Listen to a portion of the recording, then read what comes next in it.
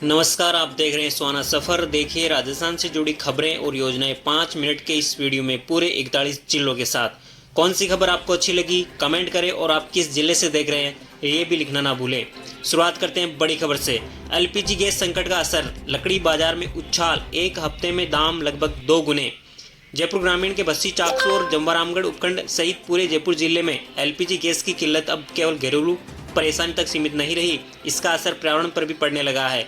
Gas सिलेंडरों की कमी के चलते लोग फिर से पारंपरिक ईंधन लकड़ी की ओर लौटने लगे हैं। इससे लकड़ी की मांग तेजी से बढ़ रही है और हरे पेड़ों की कटाई का खतरा गहराने लगा है। स्थिति लंबे समय तक बनी रही तो आने वाले दिनों में पर्यावरण संतुलन प्रभावित हो सकता है।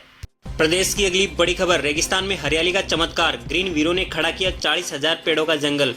जोधपुर, जहां एक और दुनिया ग्लोबल वार्मिंग की गंभीर चुनौती से जूझ रही है, वहीं जोधपुर सहित मारवाड़ क्षेत्र में लगातार घटते वन क्षेत्र की चिंता बढ़ रही है।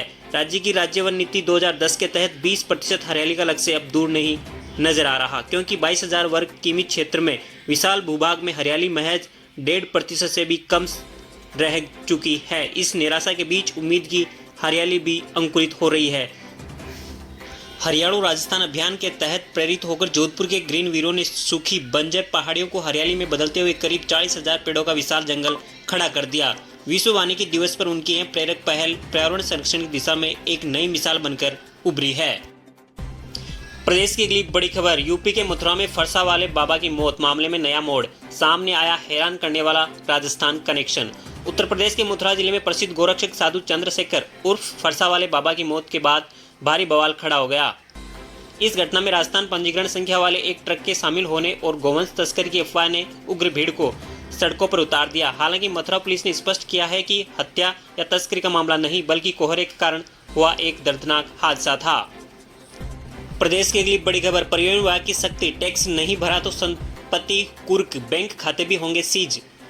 कर बकाया और अवैध रूप से चलने वाले वाहनों के खिलाफ परिवहन विभाग ने सख्ती तेज कर दी है। मार्च माह के केवल 12 दिन शेष है और बीकानेर रीजनल में अब तक 39 करोड़ रुपए की वसूली हो चुकी है। विभाग ने शेष दिनों में 10 करोड़ रुपए वसूलने का लक्ष्य रखा है। क्षेत्रीय प्रादेशिक परिवहन अधिकारी अनिल पांडे के अनुसार विशेष अभियान के तहत सघन जांच में अब तक 237 वाहनों को जब्त किया जा चुका है। वहीं करीब 3,000 वाहन मालिकों को कर जमा कराने के लिए अंतिम नोटिस जारी किए गए हैं, लेकिन कई अब भी भुगतान नहीं कर रहे हैं। प्रदेश की अगली बड़ी खबर, राजस्थान से गुजरात जोड़ने वाले नए रेल प्रोजेक्ट ने पकड़ी रफ्तार, बिछेगी 116 किलोमीटर लंबी लाइन, 3,050 करोड़ होंगे खर्च।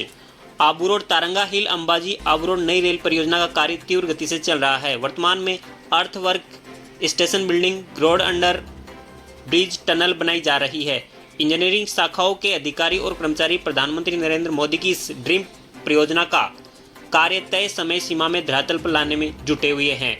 गुजरात में अंबाजी के बाद तारंगा हिल में भी स्टेशन भवन बनाने का कार्य शुरू हो चुका है। मार्च 2027 तक 4 बड़ी टनलों का निर्माण कार्य पूरा करने का लक्ष्य रखा है। परियोजना के अंतर्गत आबू रोड में नया प्लेटफॉर्म बनाया जा रहा है।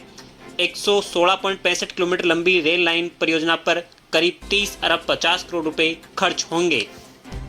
प्रदेश की अगली बड़ी खबर, जयपुर में वन कर्मियों को मिली 460 बाइक, मंत्री संजय शर्मा बोले अब अवैध कटाई पर लगेगा अंकुश।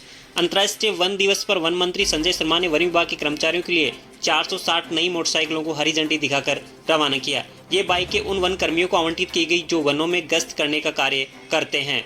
वन मंत्री शर्मा ने कहा, इससे दूर दराज के वन क्षेत्रों में निगरानी का कार्य आसान हो जाएगा।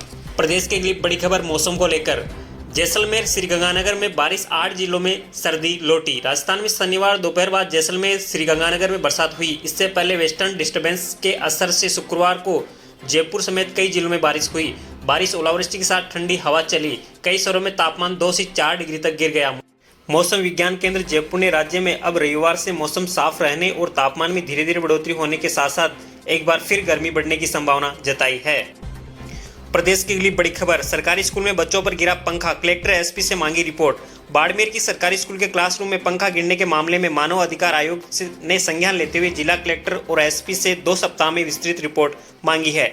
आयोग ने रिपोर्ट में घायल छात्रों की स्वास्थ्य स्थिति व जिम्मेदार व्यक्तियों के खिलाफ की गई कार्रवाई का विवरण भी देने को कहा है। घटना 16 मार्च को सांसियों का तला गवर्नमेंट स्कूल में हुई थी। राष्ट्रीय मानव अधिकार आयोग की ओर से जारी प्रेस नोट में बताया गया है कि 16 मार्च 2026 को सांसियों का तला कि सरकारी स्कूल के क्लासरूम में छत का पंखा गिरने से 2 छात्र घायल हो गए थे। इसके बाद स्थानीय निवासियों ने आरोप लगाया कि घटना स्कूल प्रशासन की लापरवाही के कारण हुई है।